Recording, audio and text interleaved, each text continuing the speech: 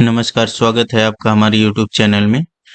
हम लोग class 11th का मैथ पढ़ रहे थे, जिसके अंतर्गत मैं समुच्चय सिद्धांत चैप्टर को पढ़ा रहा था, जिसमें जो है 1.4 एक्सरसाइज तक एनसीईआरटी का मैं सॉल्व करा चुका हूँ। यह 1.5वां एक्सरसाइज जो है सॉल्व करा रहा हूँ, जिसके अंतर्गत क्वेश्चन नंबर 3 तक सॉल्व करा चुका हूँ मैं। अब क्वेश्चन नंबर 4 हम लोग सॉल्व करेंगे। इससे पहले एक इन्फॉर्मेशन है कि क्लास 11th मैथ के अंतर्गत कुछ चैप्टर जो है पहले ही हमारे चैनल पे पड़ा हुआ है, उसको भी देख करके आप लोग अपनी तैयारी और पुख्ता कर सकते हैं। वीडियो को आप लोग लाइक करें, शेयर करें और चैनल को सब्सक्राइब कर लें। चलिए आज का लेक्चर स्टार्ट करते हैं। तो सबसे पहले हम लोग क्वेश्चन नंबर 4 देखेंगे, एक्सरसाइज 1.5 का। तो इसमें क्या दिया हुआ है कि यदि u दिया हुआ है और सेट ए दिया हुआ है, सेट बी दिया हुआ है, तो सत्यापित कीजिए ए यूनियन बी का complement equal to A complement intersection B complement. इसको हम लोग बार को या डैश को कॉम्प्लीमेंट पढ़ते हैं, ठीक है।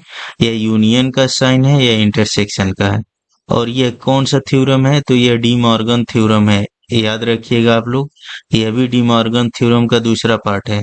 यह जो है एज इट इज एग्जामों में एनडीए वगैरह या और जो भी एग्जाम होता है उसमें ऐसे ही पूछ लेता है, ठीक है। तो यह याद रखेंगे आप लोग कि डी मॉर्गन थ्योरम होता क्या है।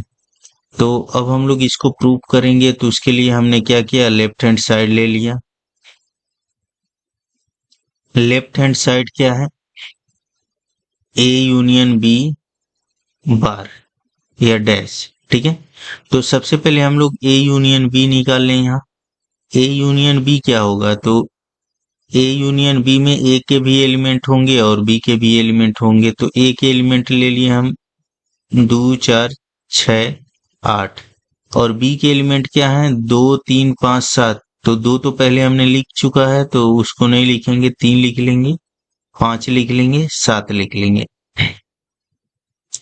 अब बोला हुआ है कि इसका हमें कॉम्प्लीमेंट लेना है, तो इसका कॉम्प्लीमेंट क्या हो जाएगा? कॉम्प्लीमेंट हम लोग लेते हैं यू डिफरेंस और जो सेट रहता है उसके साथ।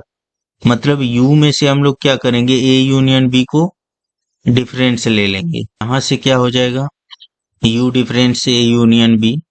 तो u में से क्या करेंगे, a यूनियन b हम लोग हटा देंगे। तो u में 1 है, इसमें नहीं है, a यूनियन b में नहीं है, तो इसको लिखेंगे। u में 2 है, इसमें भी है, ठीक है।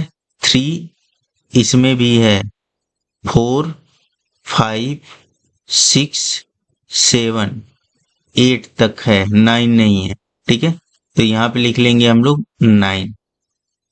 यह लेफ्ट हैंड साइड हो गया। अब राइट हैंड साइड क्या है? तो राइट हैंड साइड है A complement intersection B complement. तो ए कॉम्प्लीमेंट अगर हम लोग निकालें तो यहाँ से क्या निकलेगा, यू डिफरेंस ए, ठीक है। मतलब यू के ऐसे एलिमेंट जो ए में न हो। तो यहाँ पे यू में 1 है, ए में नहीं है, तो लिख लेंगे। यू में 2 है, ए में भी है, छोड़ देंगे। यू में 3 है, लिख लेंगे, ठीक है। यू में 4 है, ए में भी है, नहीं लिखेंगे। 5 यू में है, ए में नहीं है। 6 और 8 है, ठीक है। तो 7 और 9 और लिख लेंगे, यहाँ ए डैश हो जाएगा। अब बी डैश का मतलब क्या, या बी कॉम्प्लीमेंट का मतलब क्या, यू डिफरेंस बी, ठीक है। तो यहाँ पे u के ऐसे एलिमेंट जो b में न हो, तो b में कौन कौन है, 2 3 5 7। तो 2 हटा देंगे हम लोग, ठीक है। 2 3 5 और 7 हटा देंगे, तो बचेगा क्या, यहाँ 1 बच जाएगा। फिर उसके बाद से 4 बच जाएगा, फिर 6 बच जाएगा, फिर उसके बाद से 9 बच जाएगा, ठीक है। ये जो है टोटल बच जाएंगे, 2 3 5 और 7 हटा देंगे हम लोग, तो यह टोटल बच जाएगा। अब उसके बाद से क्या करना है, हमें इन दोनों का इंटरसेक्शन लेना है। तो इन दोनों में कॉमन कौन कौन दिख रहा है, 1 दिख रहा है और क्या दिख रहा है, तो 9 दिख रहा है। ठीक है, तो यह जो है किसके बराबर है, यह जो है लेफ्ट हैंड साइड के बराबर है। यह राइट हैंड साइड हमने ले रखा है, तो यह क्या हो जाएगा, लेफ्ट हैंड साइड के बराबर हो जाएगा। मतलब क्या, ए यूनियन बी का कॉम्प्लीमेंट के बराबर हो जाएगा। ठीक है, तो यह लेफ्ट हैंड साइड हो जाएगा। नेक्स्ट जो है ऐसे हम लोग अगला देखेंगे। ठीक है, तो इसमें क्या करना है, इसमें भी प्रोसेस वही करना है। इसको रब करके मैं सेट कर दे रहा हूँ थोड़ा सा। u की जो वैल्यू है वह मैं लिख दे रहा हूँ यहीं पे। यहाँ पे सेकेंड वाला है a union b complement equal to a complement union b complement. ठीक है, तो अब उसके बाद से हम लोग क्या करेंगे, सबका वैल्यू पहले ही निकाल लीजिए, फिर उसके बाद से लेफ्ट हैंड साइड और राइट हैंड साइड हम लोग ले लेंगे। पहले ए इंटरसेक्शन बी हम लोग निकालने, तो ए इंटरसेक्शन बी का मतलब क्या, ए और बी में कॉमन क्या है, तो ए और बी में कॉमन क्या है, ए और बी में दोनों में है, लिख लेंगे। 4 नहीं है, 6 नहीं है, 8 नहीं है, तो यही ए इंटरसेक्शन बी हो जाएगा। अब उसके बाद से ए इंटरसेक्शन बी का कॉम्प्लीमेंट अगर लेते हैं हम लोग, तो क्या मिलेगा हमें, U difference A intersection B. तो यहाँ से क्या हो जाएगा, ए इंटरसेक्शन बी में हमारे पास 2 है, बाकी सब नहीं है, तो बाकी सब लिख लेंगे 1 3 4 5 6 7 8 9। यह यू का पार्ट है जिसमें 2 नहीं है। ठीक है, नेक्स्ट जो है हम लोग ए कॉम्प्लीमेंट निकालेंगे। ए कॉम्प्लीमेंट मैं निकाल रखा था पहले। क्या है ए कॉम्प्लीमेंट, तो यहाँ पे हमने निकाल रखा था 1 3 5 7 9। ठीक है, 1 3 5 7 9। अब बी कॉम्प्लीमेंट भी हम लोग निकाल रखे हैं। बी कॉम्प्लीमेंट क्या था, तो बी कॉम्प्लीमेंट यह था 1 4 6 9। 1 4 6 9 यह बी कॉम्प्लीमेंट था। अब उसके बाद से A complement union B complement, तो क्या हो जाएगा, ए वाले में क्या क्या है, 1 3 5 7 9 ए कॉम्प्लीमेंट में है। अब उसके बाद बी कॉम्प्लीमेंट में क्या क्या है, 1 तो हमने ले रखा है, 4 हमने नहीं लिया है तो लिख लेंगे, 6 हमने नहीं लिया तो अभी लिख लेंगे, और 9 ऑलरेडी है, मतलब यह जो है इसकी वैल्यू हो गई। ठीक है, तो यहाँ से क्या हो जाएगा, यहाँ से हो जाएगा ए इंटरसेक्शन बी का कॉम्प्लीमेंट किसके बराबर है, 1 3 4 5 6 7 8 9 के बराबर है। ऐसे ही यह भी क्या है, 1 3 4 5 6 7, यहाँ 8 छूट गया है, 8 9। ठीक है, इसको थोड़ा हम सही कर ले रहे हैं, यहाँ पे हो जाएगा 7 8 9। ठीक है, और यहाँ पे 4 हो जाएगा, यहाँ पे लग रहा है छूट गया है कोई नंबर, यहाँ पे बी कॉम्प्लीमेंट में छूट गया था 8, यहाँ पे ऑलरेडी होगा, बी कॉम्प्लीमेंट में 8 होगा, ये आप लोग सही कर लीजिएगा। तो यहाँ पे बी कॉम्प्लीमेंट में 8 यहाँ पे होगा, उसके बाद से यहाँ 9 होगा, तो यहाँ पे 8 भी क्या होगा, आ जाएगा। ठीक है, नेक्स्ट जो है 4 आएगा यह, तो यह दोनों क्या हो रहा है, यह दोनों बराबर हो रहे हैं। ठीक है, मतलब लेफ्ट हैंड साइड जो है राइट हैंड साइड के बराबर हो जाएगा। ठीक है, नेक्स्ट अगला क्वेश्चन हम लोग देखेंगे, निम्नलिखित में से प्रत्येक के लिए उपर्युक्त वेन आरेख खींचिए। ठीक है, तो इसके लिए मैं बताया था कि एक क्लास में अलग से लूंगा जिसमें केवल वेन आरेख ड्रा करना सिखाऊंगा। ठीक है, तभी इसको भी मैं सॉल्व करा दूंगा। चलिए नेक्स्ट अगला क्वेश्चन देखते हैं। अगला है, मान लीजिए कि किसी समतल में स्थित सभी त्रिभुजों का समुच्चय सार्वत्रिक समुच्चय U है, यदि A उन सभी त्रिभुजों का समुच्चय है जिनमें कम से कम एक कोण 60 डिग्री से भिन्न है। ठीक है, तो A डैश क्या है। ठीक है, यहाँ पे क्या हो जाएगा, यहाँ पे दिया हुआ है कि कम से कम एक कोण 60 डिग्री हो। ठीक है, त्रिभुज में टोटल 3 कोण होते हैं, तो बोला हुआ है कम से कम एक कोण 60 डिग्री हो, तो इसका मतलब है कि 2 कोण भी 60 डिग्री हो सकते हैं, 3 कोण भी 60 डिग्री हो सकते हैं। ठीक है। तो हमसे यह बोला हुआ है कि कम से कम एक कोण 60 डिग्री होंगे। किसका? ए का। एक कोण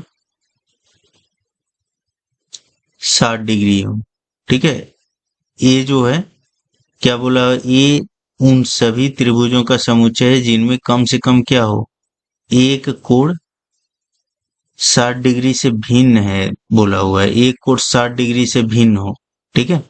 मतलब एक कोण जो है 60 डिग्री से भिन्न होना चाहिए, मतलब दो कोण जो है 60 डिग्री हो सकते हैं। ठीक है। दो कोण 60 डिग्री हो सकते हैं, ऐसा है। 60 डिग्री हो सकते हैं। तो इसका मतलब है यह ए डैश क्या होगा कि यह ऐसा त्रिभुज होगा जिसमें जो है तीनों कोण 60 डिग्री हो। ठीक है। बोला हुआ है 60 डिग्री से भिन्न हो, तो इसका मतलब है कि दो कोण 60 डिग्री हो। यह बोला हुआ है यदि ए उन सभी त्रिभुजों का समुच्चय जिनमें कम से कम एक कोण 60 डिग्री से भिन्न हो। एक कोण 60 डिग्री से भिन्न हो, इसका मतलब यह है कि दो कोण 60 डिग्री से भिन्न, तो दो कोण अधिकतम जो है 60 डिग्री हो सकते हैं। तो इसका मतलब ए कॉम्प्लीमेंट क्या होगा कि जहां तीनों कोण क्या हो? तीनों कोण 60 डिग्री हो। ठीक है। तो इसका मतलब यह क्या होगा? एक समबाहु त्रिभुज हो जाएगा। समबाहु त्रिभुज, त्रिभुजों का समुच्चय होगा। ठीक है। ए कॉम्प्लीमेंट क्या हो जाएगा? समबाहु त्रिभुजों का समुच्चय हो जाएगा जिसमें तीनों कोण 60 डिग्री हो। इसमें दिया हुआ है कि ए जो है कम से कम एक कोण 60 डिग्री से भिन्न हो। इसका मतलब है कि दो कोण 60 डिग्री थे और तीसरा कोण जो है 60 डिग्री से अलग है। तो इसका अपोजिट क्या होगा? ए का अपोजिट क्या होगा कि जिसमें तीनों कोण 60 डिग्री हों। ठीक है। मतलब समबाहु त्रिभुज होगा।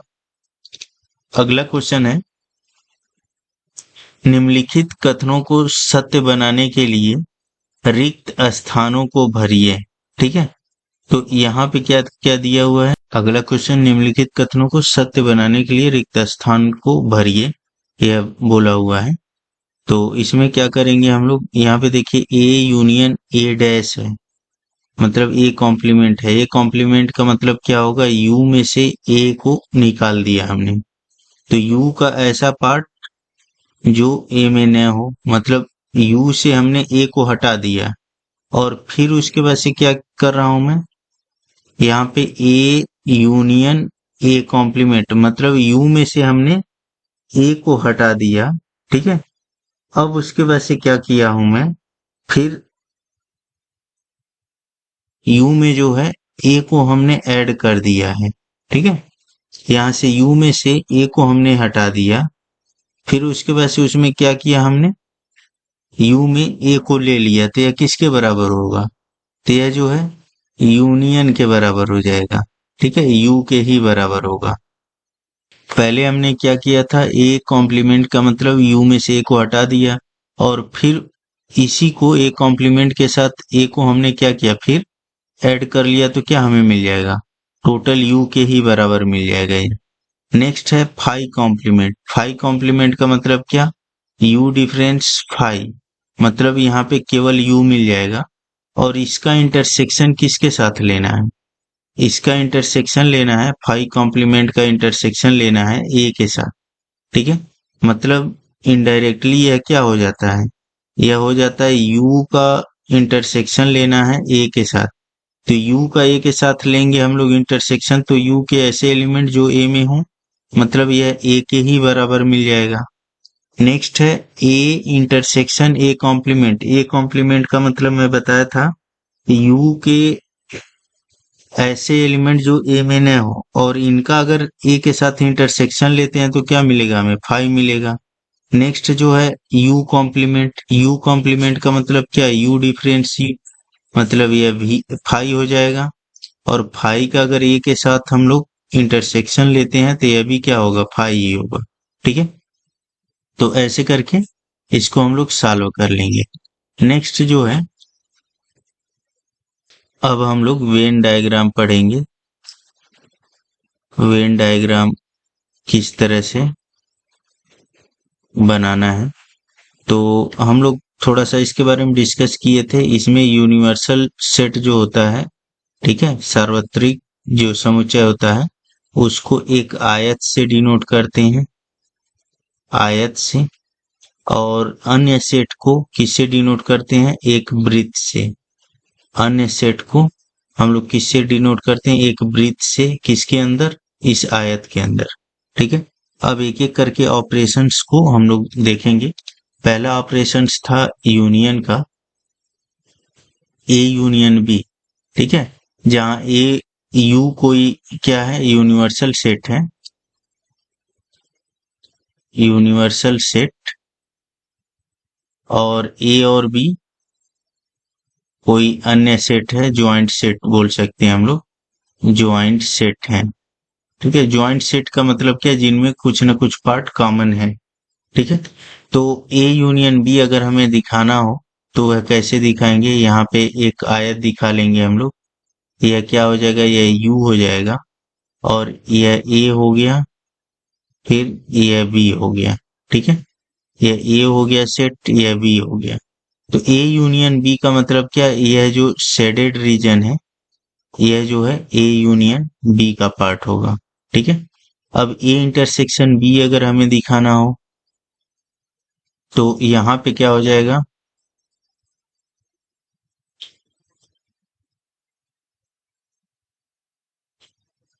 ऐसे करके लिख लेंगे, यह यू है, यह ए है, यह बी है। तो ए इंटरसेक्शन बी क्या होगा? यह वाला जो पार्ट होगा, यह इतना बस केवल क्या हो जाएगा? ए इंटरसेक्शन बी का पार्ट यह होगा। ठीक है, यह छायांकित भाग जो है, यह ए इंटरसेक्शन बी का पार्ट होगा। ठीक है, अब उसके बाद से डिफरेंस का हम लोग देखेंगे कि उसका क्या होगा। ठीक है, इसको थोड़ा मैं रब कर लेता हूँ। अब डिफरेंस का देख लेते हैं हम लोग। तो ए डिफरेंस अगर बी हमें निकालना हो, ठीक है, ए डिफरेंस बी मतलब ए के ऐसे अवयव जो बी में न हो, और हमारा कुछ इस तरह से ज्वाइंट सेट ए और बी दिया हुआ है। ज्वाइंट सेट का मतलब दोनों में कुछ न कुछ कॉमन हो। यह यू यूनिवर्सल सेट है, यह ए है, यह बी है। ठीक है, तो ए डिफरेंस बी का मतलब क्या? ए के ऐसे पार्ट जो बी में न हो।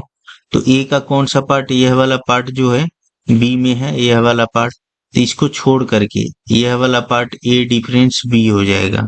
ठीक है, यह जो है केवल यह वाला पार्ट, यह वाला पार्ट यहाँ से इधर का पार्ट क्या हो जाएगा? ए डिफरेंस बी हो जाएगा। यह वाला, यह डार्केस्ट पार्ट जो है ए डिफरेंस बी हो जाएगा। ठीक है,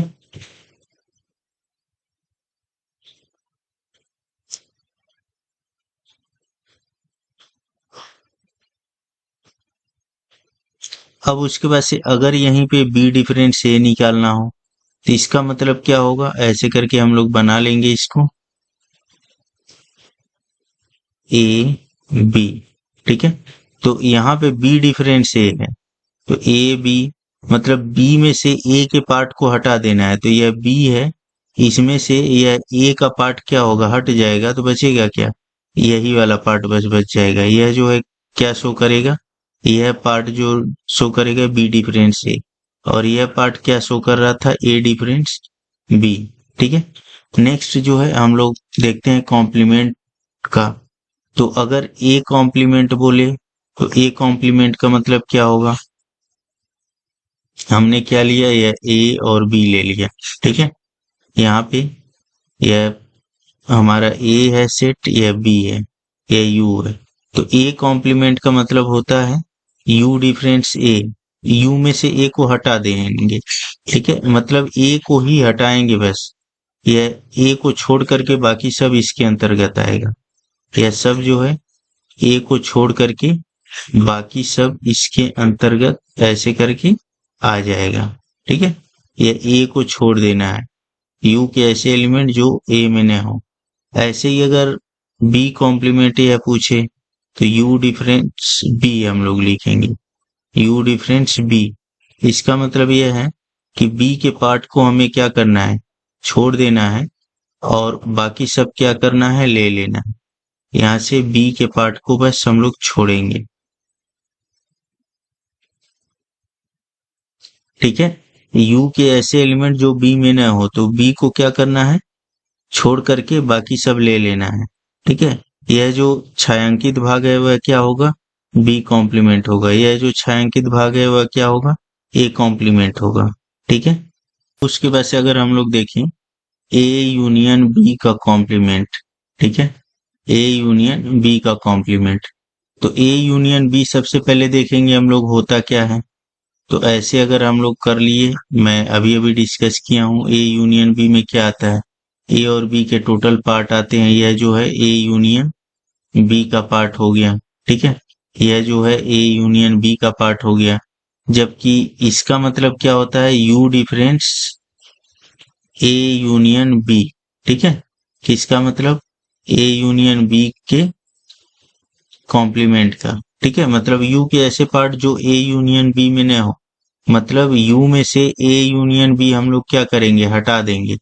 ठीक है, ऐसे करके यू में से क्या करना है, ए यूनियन बी हटा देना है। मतलब क्या मिल जाएगा हमें, यू के ऐसे पार्ट जो ए और बी में न हो, ए और बी से यू के पार्ट को हटा देंगे। यह छायांकित भाग जो होगा वह क्या हो जाएगा, ए यूनियन बी का कॉम्प्लीमेंट हो जाएगा। ठीक है, यह ए है, यह बी है, तो ऐसे करके बनाएंगे। यह छायांकित भाग जो है ए यूनियन बी का कॉम्प्लीमेंट हो जाएगा।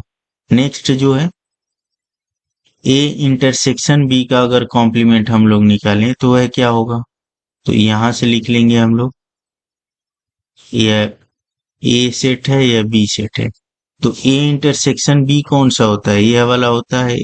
यह जो पार्ट है यह ए इंटरसेक्शन बी का पार्ट है। जबकि इसका हमें क्या करना है, कॉम्प्लीमेंट लेना है। तो ए इंटरसेक्शन अगर बी का कॉम्प्लीमेंट हम लोग लें तो यहाँ से क्या हो जाएगा, U difference A intersection B. तो यहाँ से क्या हो जाएगा, इस वाले पार्ट को हम लोग हटा देंगे इसमें से। ठीक है, तो यहाँ से हो जाएगा,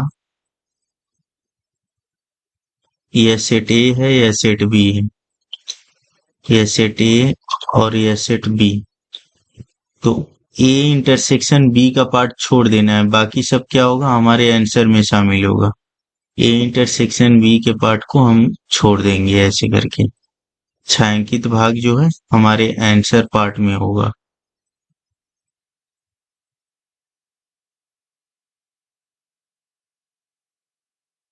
यह सब जो है छायांकित भाग किस में होगा, हमारे आंसर पार्ट में। क्या बचेगा, केवल यह ए इंटरसेक्शन बी के पार्ट को हमें छोड़ देना है। इसके अलावा बाकी सब क्या होगा, ए इंटरसेक्शन बी कॉम्प्लीमेंट के अंतर्गत आएगा। इस वीडियो में इतना ही। वीडियो को आप लोग बढ़िया से देख करके इसको प्रैक्टिस कर लीजिएगा, वेन डायग्राम को। अभी और मैं वेन डायग्राम बनाना सिखाऊंगा, क्योंकि अक्सर एग्जामों में वेन डायग्राम पे क्वेश्चन आते हैं। आईआईटी वगैरह में और एनडीए वगैरह में हमेशा क्वेश्चन पूछता है इस पर। और इसका जो है यूज कई जगह किया जाता है, प्रोबेबिलिटी में भी इनका यूज करते हैं हम लोग, और समुच्चय में भी जो है न्यूमेरिकल बेसिस जो क्वेश्चन होते हैं उनको भी सॉल्व करने में यूज किया जाता है इसको। तो इसको और थोड़ा मैं डिस्कस करूंगा बढ़िया से। यह बेसिक वेन डायग्राम है, यह बेसिक चीजें आप लोग देख करके क्लियर कर लीजिएगा।